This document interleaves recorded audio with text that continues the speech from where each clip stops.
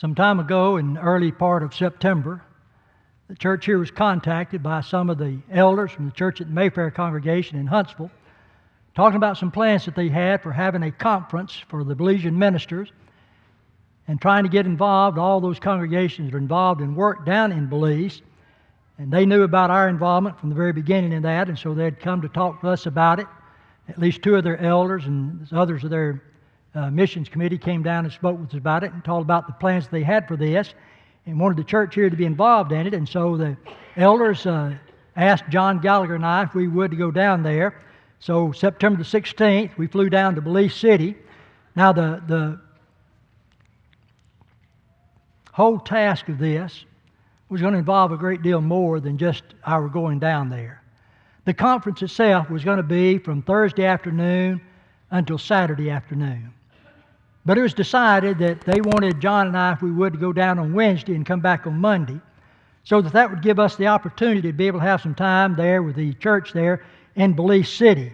We're going to be going to Belize City in April of this next year to have a campaign over there. We'll be working, they'll be in the afternoons, be going out knocking doors and or at least setting up Bible studies. Melvin said he would have studies set up for us, so we won't have to really worry about doing that. They'll just drive us to the place where we need to go and conduct those studies. But also there'll be a vacation Bible school be conducted there at the building during the afternoon. Then at night, we'll have our gospel meeting going on. And so we wanted to have opportunity to be there and meet with Melvin and some of the brethren there and talk with them. So on Wednesday evening, we went there, and Brother John was asked to teach the class, and he did so and did an excellent job. Really, he wasn't prepared for that, I don't think, wasn't expecting that. Then on Sunday, they asked me to teach the class for Sunday morning and then to preach Sunday morning. And I've been down there enough to know that that will happen, so I went prepared for that. And then that night, they asked John if he would to preach again for them. So we each got to preach one sermon and teach one class while we were there. And the church there is really excited about our coming down in April. It's been 10 or 11 years since we have conducted a campaign in Belize City. One of the ladies down there, one of the members of the church, told me that her husband was especially excited about it. He had never been present there, was not a member of the church there when we conducted those campaigns. But she says he's heard about it from so many of others, and he's never had a chance to experience it, and he can't wait for us to come down there for that campaign. He's really looking forward to that. I think it's going to have a great opportunity for the church there to really grow. We'll have an opportunity to meet a number of people.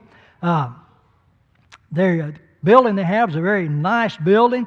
Wednesday night didn't have that many in attendance.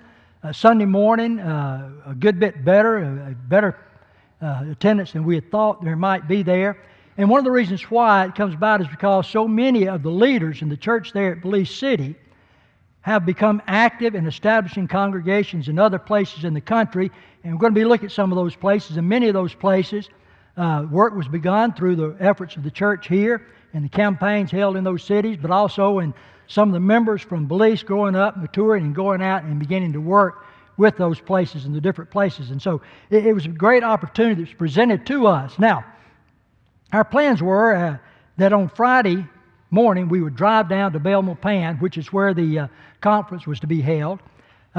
We would get down there, the conference would begin at 5 o'clock and go till about 8 o'clock that night. And that went pretty much as planned. Then on Saturday morning, we'd begin at 7 o'clock with breakfast and go till 7 o'clock at night. 7 o'clock would be the last thing that we'd have.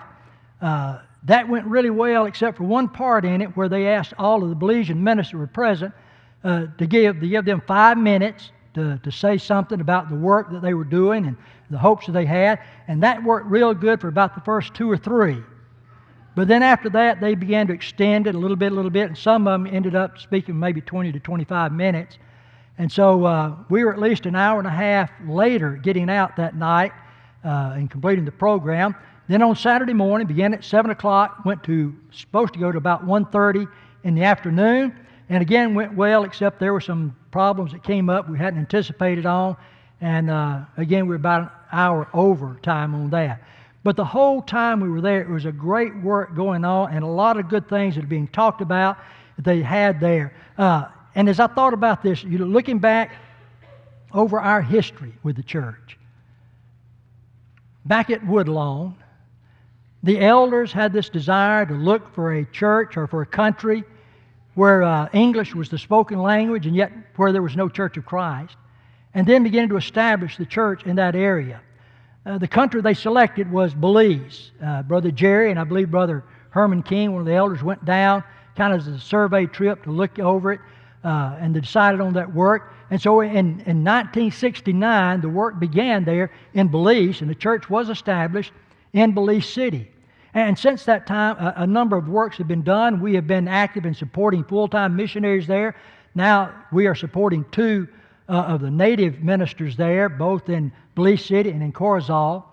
But we've had a number of campaigns throughout the country, a number of different towns and cities, including Belize City, Punta Gorda, Belmopan, Independence, San Ignacio, Corozal, Dangriga, Libertad, Hattieville, Ladyville, and Burrell Boom. Those are the ones that I can remember that we've had campaigns at, that we've been very active in that. But over the years, other congregations have become involved in that work. Now, Mayfair, for a number of years, conducted some work down in the southern part of the country, primarily in Punta Gorda, doing some medical missionary work down there. But as I understand what they had said, they're not doing so much of that anymore. The country of Belize feels like they don't need that as much. And so they're doing more work going down into Punta Gorda, working with the church there and helping to teach others. But it was important for us to get to know. We did not know who all was involved in the work in Belize. We knew of ourselves, of course, in the Mayfair, but there were a number of other congregations being involved in it. And so we wanted to be able to meet those individuals and talk with them, and all of us get together and try to hash out some of the problems. Now, Mayfair is the one that planned all of this, got everything organized for it, and selected individuals to speak. And all of that was done was try to promote unity among all the church there in the nation of Belize. And so it was my privilege to be asked by them to present one of the lessons, which I was glad to do, felt honored in doing that. But learning about some of these other congregations, and some people have asked me about that, and just want to mention other congregations that are now involved actively in the work in Belize. And that includes, besides ourselves in Mayfair, there was the Edgemere Church of Christ in Wichita Falls, Texas, East Ridge Church of Christ in Rockwall, Texas, Memorial Road Church of Christ, Oklahoma City, Oklahoma, the Elliott Street Church of Christ in Breckenridge, Texas, Cameron Avenue Church of Christ in Colonial Heights, Virginia, the Denver City Church of Christ in Denver City, Texas, Faith Village Church of Christ in Wichita Falls, Texas, and the Elnora Church of Christ in Odin, Indiana. And so there are a lot of other places, congregations that are interested in the work in Belize and trying to do what they can to help see the church there grow and prosper and see that whole nation really become a nation for Christ. And so a lot of work is being done in that area. And so we were trying to be there to try to help promote work among all of these people and yet try to have it as a unified effort that was going on there. One of the great things that we had that was able to take down there, this is the place where we were meeting, the George Price Center for Peace and Development. We originally thought we'd be meeting in the church building down there. But the minister, Jason Gray, was able to get permission for us to use this building. And the great thing about it was it is air conditioned. They have a great facility there, a great place to meet, and it really helped improve everything. This is a statue out front here, the bust of George Price. He was the first prime minister of the country of Belize. He is a man that is well loved and respected there in that nation, and we felt like we were honored and privileged to be able to have that place. But one of the things that we did that was provided for us was this map. Kenny Rochelle took this map and put on there, located the place where all of the preachers that we knew about, where they were preaching. And boy, the people that were down there, the men that came there, were really excited about this because they knew about their own work, but they didn't know where all these other works were being done and who was involved in it. So it was a great help to them, and I thought it would be a great help for us to get to know this also. If you begin at the very top, up into Corozal, up here, Corozal Church of Christ, the minister there is Brother Clayton Guzman. He is supported by the church here. Clayton has been here and has spoken to the church here about the work going on down there. He also has helping him David Diego. They work preaching not only in Corozal, but also in Libertad. And we've held meetings in both of those places. And so they're doing a great work up there. This past time that we were up there, back in March, We've talked about this and given the report. Clayton had gone out and he had set up some 50 Bible studies, home Bible studies. So when we got there, all we had to do was go to the places and begin studying with people. And we had great success due to the work that he was doing. And that's the work that Melvin is hoping to do for us this coming April, to have these studies already set up for us, and all we have to do is go in and to teach. You come down from there and out onto the Keys out here at St. Ambergris Key. Ray Kelly is the minister out there. Ray was not able to be with us for the conference, but he sent 2 of his men to be there. One of them was Tex Nunez, and we'll talk a little bit more about that later. We'll try to have some pictures of each of these. Then Albert Longsworth, as you come on down, he is ministering really. Albert is for 2 churches, at Crooked Tree and then down here at Ladyville, which is not too far outside of Belize City.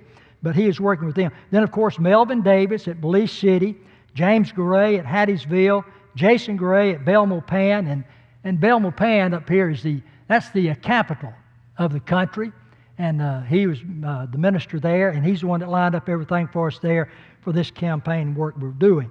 Brother Rayon Gordon preaches at Siltgrass, but he's also been working trying to get a congregation started in Dangriga, which is here on the coast.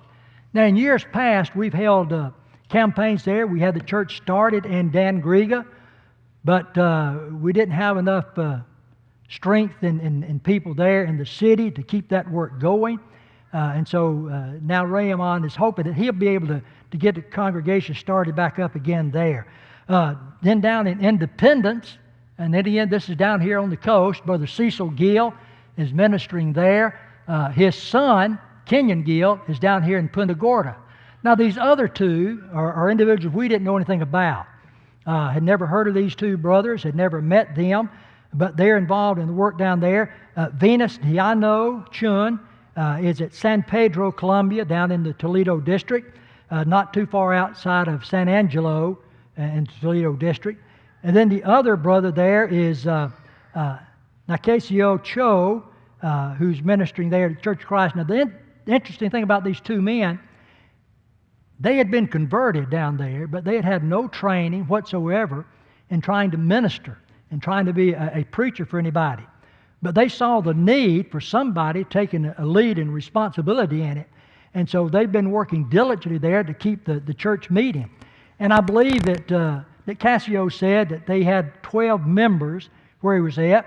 They have 11 children, and then in addition to that, they have 5 adults that are visiting regularly with them that they can be working with and studying. So these men that don't have any training whatever saw a need, and when they had been baptized, to continue that work and to keep the brethren there meeting together and doing that work, and we're very, very especially grateful to them for the work that they're doing there in that place. Now, I know you don't know these people. I tried to make pictures, as many of them as I could.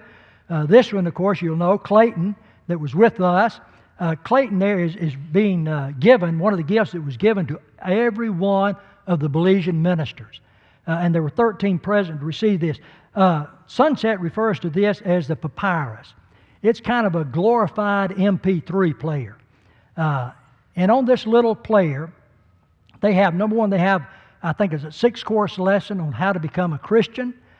You could take that in any situation, sit people down and play that, and let them learn from that how one becomes a child of God. In addition to that, they have some of the WBS, World Bible School lessons on that.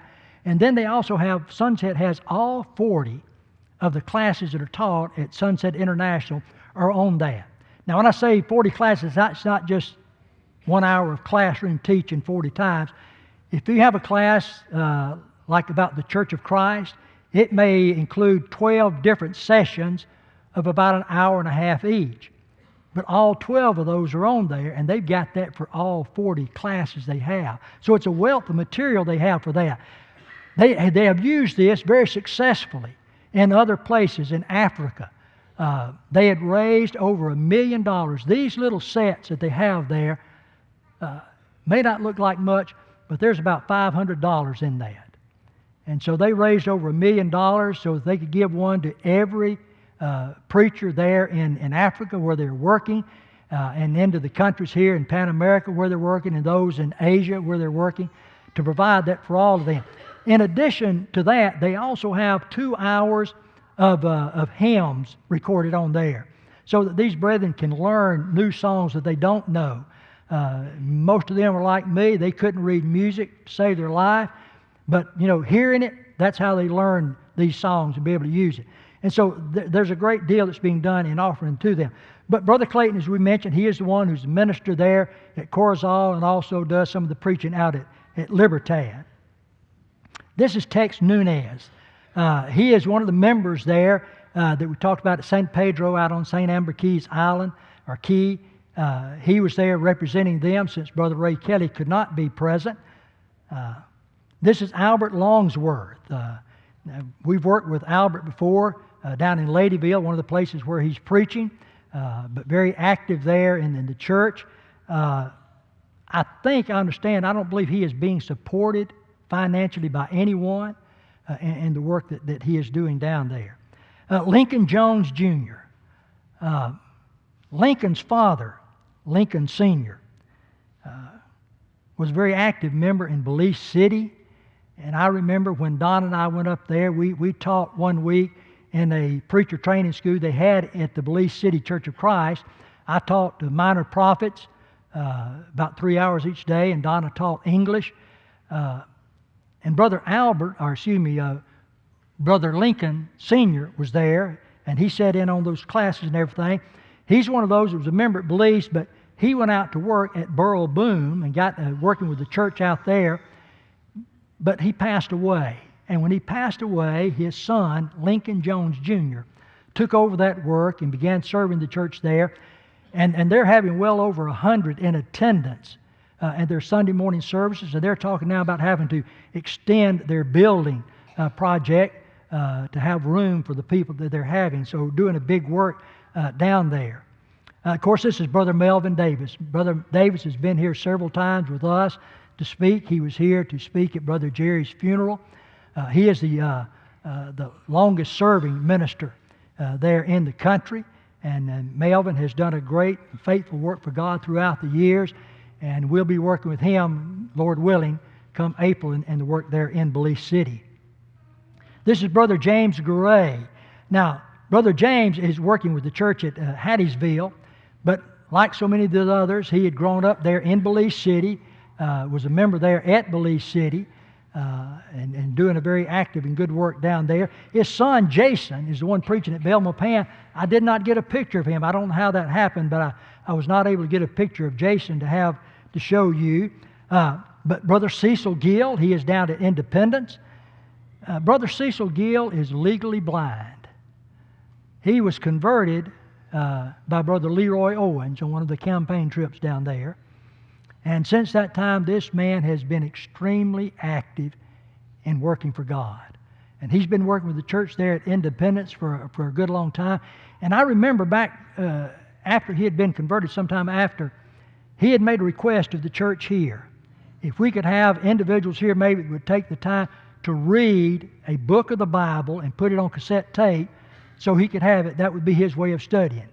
He could not read the Bible himself because of his poor eyesight. And I know many people here took the time to do that.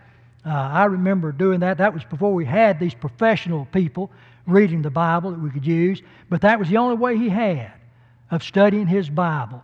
And that's what he used to do it. And he's been very active. And listen, this man, boy, he is one of the strongest of the members that I've ever met down there. And his knowledge of the Bible and his concern for doing Bible things in Bible ways. A very active man in that regard. And there's one of the new men. This is Venus Tiano Chun. He is a Mayan Indian. He's a very soft-spoken person and did not have the microphone there for him initially, and I couldn't hardly hear anything that he was saying, but he's a very humble individual. And again, he's one of these men without any training whatsoever, but being very, very active and keeping the church there in San Pedro, Colombia going. And then Nicasio Cho, also Mayan Indian, working very diligently there. I wrote down the church, and I'm not sure about how to pronounce it, but I don't guess anybody else would know either. So it looks like it's Crique. I don't know if that's Creek Jute Church of Christ.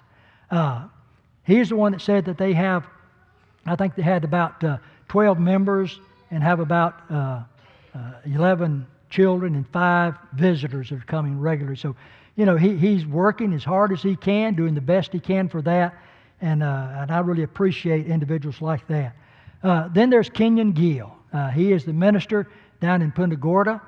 He is the son of Cecil Gill. He and Clayton are very close friends. They had been in preacher training school together. So they and Melvin are those who have had some training in this work, and they're doing very active work down there. Then the last gentleman I mentioned, I have up here is Clifton Belgrade. Clifton was a member there at Belize City a long time ago. Clifton's had a lot of problems with different things, with alcohol and so forth, but he's trying to work his way out of all of that. And he was present, and his desire, he is the one that wants to see the church reestablished there in San Ignacio.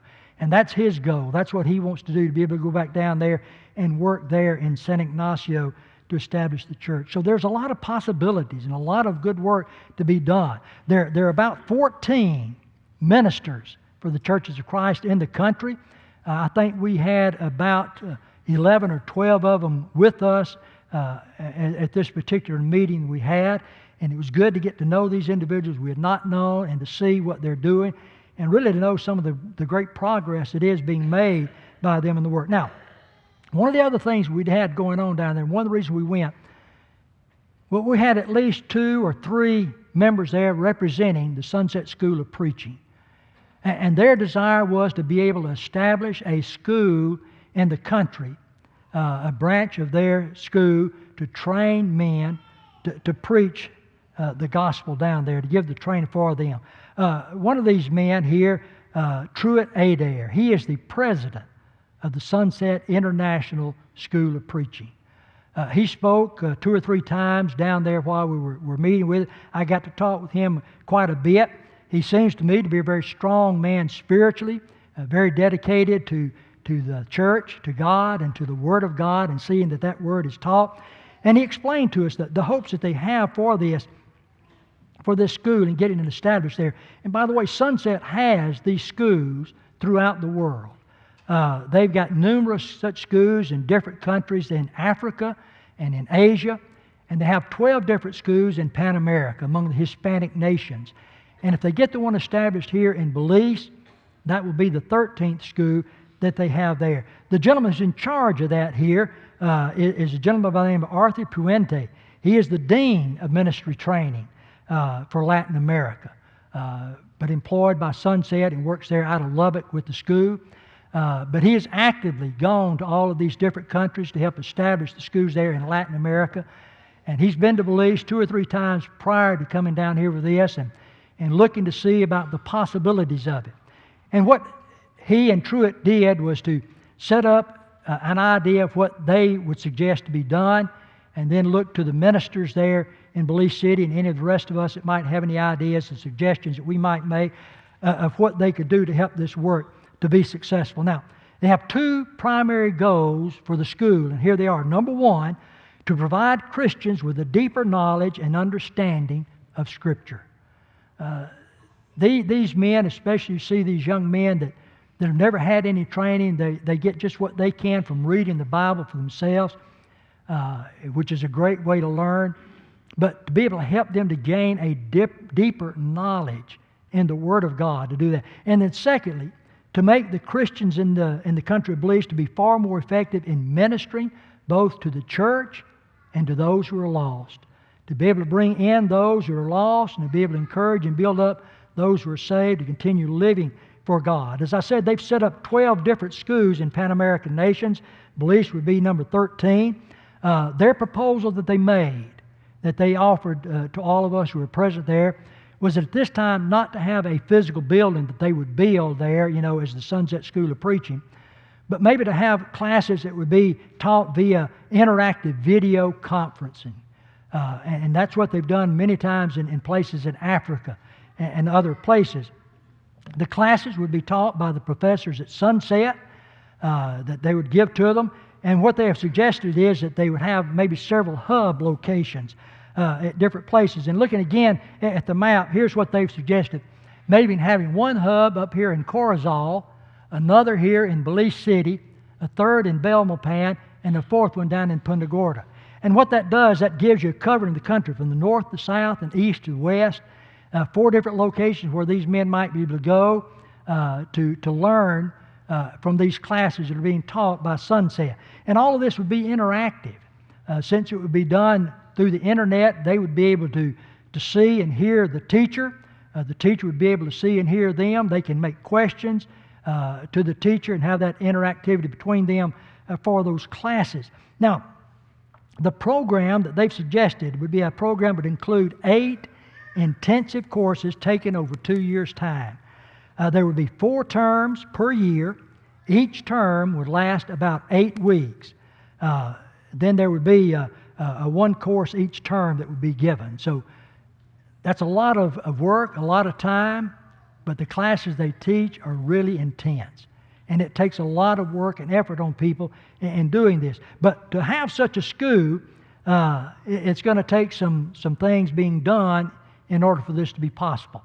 And what they were suggesting was maybe that those congregations who are supporting works in Belize might take on the responsibility of supplying the things that would be needed to get this school up and running there. Now, the church here hasn't yet agreed. The elders haven't made a decision on that. But what they're suggesting, what you would need in each of these places, of course, you've got to have a good internet connection. They would love the high-speed internet. They also want something that would have high density in it, HD, that they could provide for it. So to do that, what's going to be needed? Number one, you'll need a computer for it. That computer has to be given the special software. Now, what Sunset uses, they use what's called video as for it, but they said you could use Skype or Google has programs for that you could use. You'd have to have a camera, and that way, with the camera, the teacher can see the classroom and those are present, and then they on the screen of the computer can see others. Now, if you have a larger class, if you're going to have 10 or more people there, then you probably also are going to need a large screen and a projector so that it can be put on the screen. That way, everybody's present could see the teachers and be able to be involved in that. And so all 4 locations would be involved in that one class. And so the expense of it, they were talking about maybe $3,000, but that was using the most expensive Apple computers that there are. I mean, you have to understand Mayfair's are rather, they're well off financially. I think their budget each week runs about $63,000 or $64,000 a week. So they've got the money to do that. We wouldn't have to have that more expensive equipment for other things to work. But that's one of the things we talked about, getting that school going there. Then there would also be the cost of the personal seminars they would have. One time at the end of the classes, the professor would come down to Belize and meet with them personally and have time with them for the weekend as a brief seminar over all of this. So there'd be the expense of providing that for them. But all of this, you see, is just part of the mission work that the church needs to be involved in. The church is responsible for training those to go out into the world and teach the gospel to everybody. I think about the Apostle Paul when he wrote to Timothy. In 2 Timothy chapter 2 and verse 2, Paul says, all the things that thou hast heard of me among many witnesses, he says, the same commit thou to faithful men, which will be able to teach others also. And so the church has a responsibility. We're not just going out to the world and teaching them the gospel, but in the church we have a responsibility for teaching these people so that they themselves can go out and teach others. So we have a responsibility of training men that they would be able to go out and preach the gospel to other people. And so we need to give consideration to this type of work. Now, Jesus is still calling men and women to serve Him today. When I grew up, I remember hearing people talk about, that God only had one son, and His son was a preacher. And that used to be an encouragement to me, maybe to want to preach. But as I've thought about it more and more through the years, I've become convinced God had only one son, and that son was a missionary. He left His home in heaven to come to a strange country where the people were totally different, to be able to minister to them and to bring them back unto God. And so God is still calling people today. Jesus' invitation still stands. Come unto me, all ye that labor and are heavy laden, and I will give you rest. Those coming to Christ come because they believe in Him as the Son of God, who have repented of their sins, have made that decision in their life to stop sinning and to start living for God the way they should, to confess Jesus before men, to say, as it would be on an occasion like this, before this group, I believe that Jesus Christ is the Son of God, and to be buried with Christ in baptism, to have all their past sins washed away. And when one has done that, then to live their lives faithful to God. To the child of God that has not been faithful, the call of Christ is still going out to you, that you would repent of your sins and pray to God for the forgiveness you need, to come back to Him. Jesus is still calling men and women to serve Him today. But the question is, have you answered the call? Have you as an individual answered that call in becoming God's child? And if so, have you been faithful to it? If not, why not get that corrected this morning? Come to Christ in obedience to His will and becoming His child, or as an erring child coming back, repenting of those sins and seeking His forgiveness. Or as a faithful child of God, coming back to God today with the idea, God, I am going to be involved in your work of getting that gospel out to all the world. If I can't go out and teach my neighbor, if I can't go off to some foreign country and teach, then to be able to support that work, to do what I can to get the gospel out to everybody. Jesus is calling. Are you willing to answer that call and obey Him today? If you're subject to that invitation, we encourage you as we stand and sing this song to make your life right with Him. Come to Him now while together we stand and while we sing.